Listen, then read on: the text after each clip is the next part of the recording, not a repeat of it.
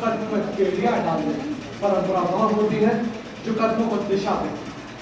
अगर आपके सामने आज आपके पूर्वज खड़े तो आप उनसे क्या कहेंगे कि हमें आप पर गर्व है, या फिर आप यह भी कह पाएंगे कि जिस प्रश्न को आपने जहाँ छोड़ा था हमने वहीं से अपनी खोज आगे बढ़ाई।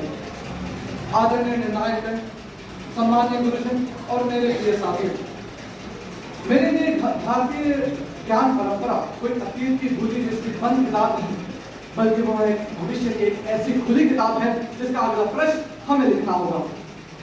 भारतीय ज्ञान परंपरा को समझने के लिए सिर्फ यह जान लेना पर्याप्त नहीं होता है कि हमारे पूर्वजों ने क्या खोजा, बल्कि हमें यह भी जानना होगा कि हमारे पूर्वजों ने जो खोज की है उसकी शुरुआत कैसे की। और इसका उत्तर आता है विवाद से, तर्क से, प्रश्नों से और निरंतर कुछ नया सीखते रहने की प्रवृत्ति से।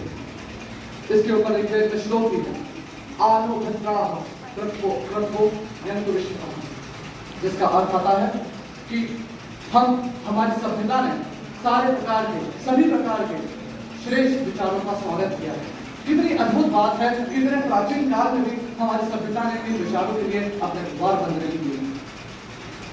और यही तो खैर हमारी प्रगति की पूरी सीढ़ी है। जब मनुष्य ने आकाश की ओर देखा और पूछा यह क्या है, जब उसने तारों की गति को समझने का प्रयास किया, जब उसने अपने विचार दिए, जब उसने शरीर, मनुष्य और चेतना के संबंध पर सोचने का प्रयास किया, आर्यभट्ट जैसे महान गणितज्ञ ने जब आकाश के बारे में सोचने का साहस किया, जब चरक और सुश्रुत ने स्वास्थ्य और शरीर के ऊपर अपने विचार दिए, जब पाणिनि ने भाषा और व्याकरण की एक वैज्ञानिक संरचना दी, तब ज्ञान ने जन्म लिया और प्रश्नों ने हमारी सभ्यता को आगे बढ़ाया।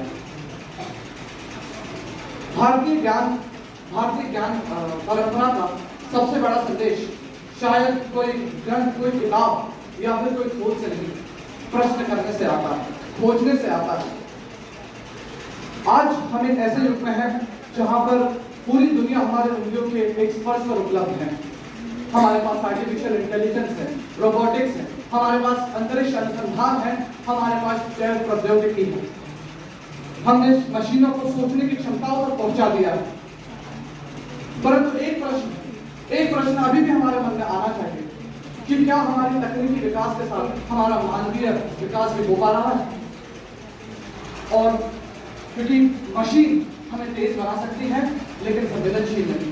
आर्टिफिशियल इंटेलिजेंस हमें उत्तर दे सकता है लेकिन सही प्रश्न चुनने का विवेक अभी भी एक मनुष्य के पास ही है और उसी को विकसित करना होगा। और इसका समाधान आता है भारतीय परंपरा से, भारतीय ज्ञान परंपरा से। भारतीय ज्ञान परंपरा हमारी सहयात्री है, हमारी सहयात्री बनके ये परंपरा हमको बताती है कि बाहरी विजय से ज्यादा आंतरिक विजय प्राथमिक है। भारतीय परंपरा की बात करें तो एक छोटी सी पंक्ति मेरे मन में आती है कि मशाल हमें विरासत में मिली है, रोशनी हमारी जिम्मेदारी है, कहानी पुरानी हो सकती है लेकिन अगली पंक्ति हमारी है, अगली पंक्ति हमारी है। तो आइए हम हमारे परंपरा को याद करें, पर उसके साथ ठहरे नहीं। हमारे पूर्वजों को याद करें लेकिन उनके विचारों को निरंतर अपने मन में लाएं, साथ ही साथ अपनी संस्कृति को गतिशील बने। और इसी के साथ मैं एक और पंक्ति बोलना चाहता हूँ कि एक हाथ में अतीत की मशाल, दूसरे हाथ में भविष्य का आकाश। एक हाथ में अतीत की मशाल, दूसरे हाथ में भविष्य का आकाश, पैरों के नीचे वर्तमान की धरती। यही है भारत की यात्रा। ना परंपरा से भय, ना प्रगति से, ना परंपरा से भय, ना प्रगति से भय, परंतु परंपरा की रोशनी में प्रगति की नई राह। और यही है भारतीय परंपरा से प्रगति तक। धन्यवाद।